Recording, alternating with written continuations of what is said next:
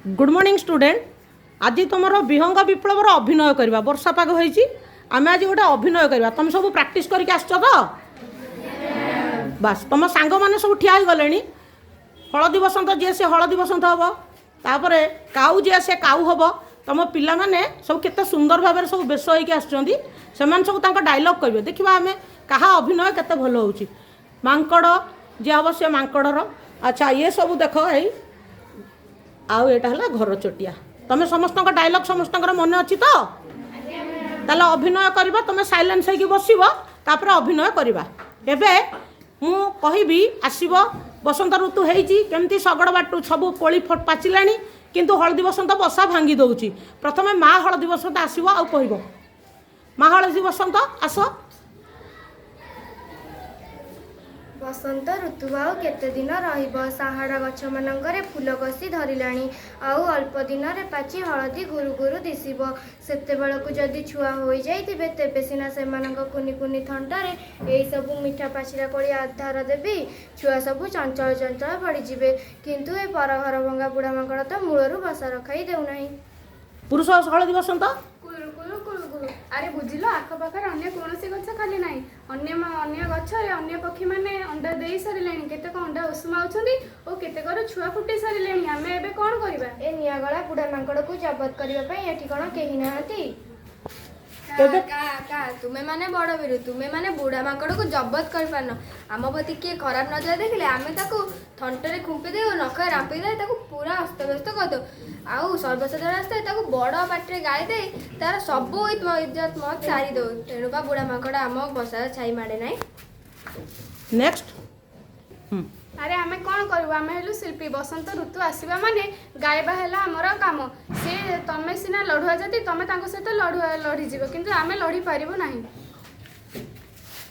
Next Chiring Chiring Chiring Chiring Gange महाराज को आसीबा गंगे महाराज को आसीबा आउ सब कौन खबर गंगे महाराज आपण तो काचेबार पोखरी गाड़िया पानी तो सुखिलाणी माछ दीटा तो भल खाया मिलुछ नहीं हो एथरक तो मनीष पेट को सब नियंट पड़ा पोखरी गड़िया बाड़ी बुझी एडाई पाइबा कष्टर है हलदी बसंत भाई एत सुंदर परिवेश अच्छी गाँ गाँ गोटे गीत देखा दौर मनमदारिया कुरु गुरु स्वर बहुत दिन है शुणा जाए ना हलदी बसंत कहबो ना के कहबो कौन कहबा गंगे महाराज आम भितर तो कोइली हलदी बसंत आउ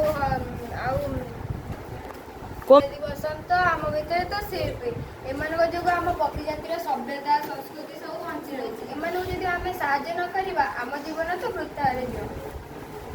नेक्स्ट तोरे ठक सथपर पानी को सिना पानी रे बुली बुली माछ खाए हेले बग ध्यान कला बेलिका बसे अस्तल से माछ खाइबा को सकिता जेते बेले माछटी ऊपर मुंड टेके बग ताको खाए ताले बग बहुत स्वार्थपर नुहे कि सारी कौन कहूची देखिबा बग टिके मस्त बड़ा ठक सी कला और गोरा मान को भल पाए ना भल पाएनि भेदभाव सृष्टि करे कौन बग तुम्हें बहुत स्वार्थपर कह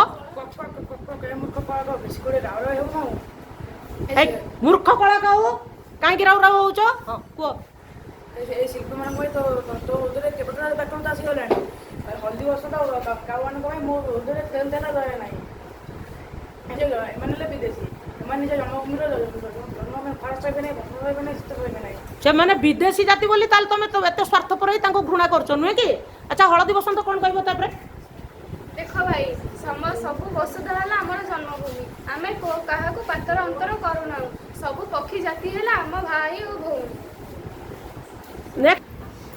तुम्हें अति स्वार्थपर असामाजिक तुम्हें विपद बेले पड़ोशी साहाय्य दूर थाओ यहीपरि अहिष्ण भावे जी सी अति क्षुद्र मना ताले बग बहुत क्षुद्र मना नुहे कि पिले आउ किए कहबो चैंग चैंग चैंग चैंग कथा कौन हलदी बसंत तुम दुईक मुँह एमती सुखी जाइए कहीं हलदी बस ताले हलदी बसंत को मुँह सुखी जाइए तुम बसा भांगी जाउची नुहे कि अच्छा काऊ कौन कहबो देख बंधु माँ हल्दी बसंत यही निकट में वर्षा देव किंतु से निगिरा बुढ़ा मागटा तार 3 थर जाक तार बसाटी को भांगी दउची सेतिपई त मन दुख ताले तुम कौन करबो बे बुढ़ा माकड़ को पचारिबो अच्छा चलो बुढ़ा माकड़ पाखु जिबा के पचार चैंग चैंग चैंग चैंग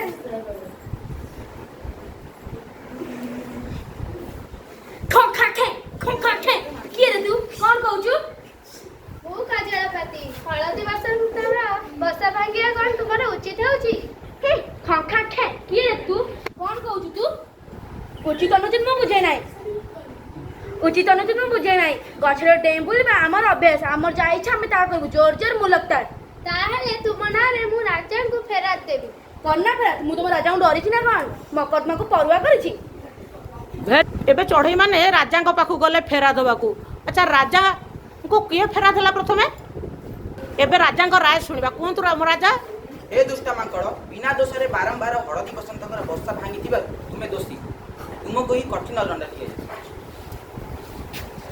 ଧର୍ମ ଅବତାର ଆପଣଙ୍କ ଆଦେଶ ଶିରୋଧାର୍ଯ୍ୟ କିନ୍ତୁ ଆପଣ ଖାଲି ଆଗକୁ ଯାଇ ବିଚାର କରୁଛନ୍ତି ଟିକେ ପଛକୁ ଯାଇ ବିଚାର କଲେ ଆପଣ ସତ କଥା ଜାଣିପାରିବେ। ଆଗ ପଛକୁ ନ ଚାହିଁ ବିଚାର ନ କଲେ ବିଚାର ଏକତରଫା ହୋଇଯିବାର ଆଶଙ୍କା ଅଛି। ତାହେଲେ ଆଗ ପଛକୁ ରାଜା ମହାରାଜା ଚାହିଁକି ରାୟ ବଦଳେଇବେ କି? ଦେଖିବା ଆମେ ପଛରେ କ'ଣ ଥୁଆ ହେଇଛି। ହେ ଅହଙ୍କାରୀ ହଳଦୀ ବସନ୍ତ ବିନା ଦୋଷରେ ହେ ଅହଙ୍କାରୀ ହଳଦୀ ବସନ୍ତ ପ୍ରକୃତରେ ତୁମେ ହିଁ ଦୋଷୀ। ତୁମକୁ ହିଁ ଦଣ୍ଡ ଦିଆଯିବ। ପିଲାମାନେ ବିଚାର ବଦଳିଗଲା ନୁହେଁ କି? ପଛରେ କ'ଣ ରଖିଦେଇଛି ତ ସେଥିପାଇଁ ବିଚାରଟା ବଦଳିଗଲା। ହଳଦୀ ବସନ୍ତଙ୍କ ମୁହଁ ଶୁଖିଲା। ମହାରାଜ ଇଏ ତ ଭୁଲ ହେଇଗଲା। ଭାଇ ମାନେ ମୁଁ ରାଜାଙ୍କ ସିଂହାସନ ପଛପଟ କାନ୍ଥ ଗୁଡ଼ାରେ ବସା କରିଛି। ମୁଁ ଦେଖିଛି ବୁଢ଼ା ମାଙ୍କଡ଼ ବହୁ ଆଗରୁ ମନ୍ତ୍ରୀକୁ ହାତ କରି ରାଜାଙ୍କ ସିଂହାସନ ପଛପଟରେ ଗୋଟିଏ ପଣସ ଲାଞ୍ଚ ସ୍ୱରୂପ ରଖିଦେଇଛି। ରାଜ୍ୟ ପାଇଁ ରାଜା ତାଙ୍କର ଏହିପରି ବିଚାର ବଦଳାଇ ଦେଲେ। ତାହେଲେ ପଣସ ଖାଇକି ସେ ଲାଞ୍ଚରେ ବଦଳେଇ ଦେଲେ। ଏବେ ତାହେଲେ ବିହଙ୍ଗମାନେ ବିପ୍ଳବ କରିବେ ନୁହେଁ କି? ତାହେଲେ କ'ଣ କରିବେ ବିହଙ୍ଗମାନେ ମାଙ୍କଡ଼କୁ ଆଉ ତାକୁ ଖୁମ୍ପି ଖାମ୍ପି ଖାଇଦେବେ। ଲାଷ୍ଟରେ ଡାଇରେକ୍ଟ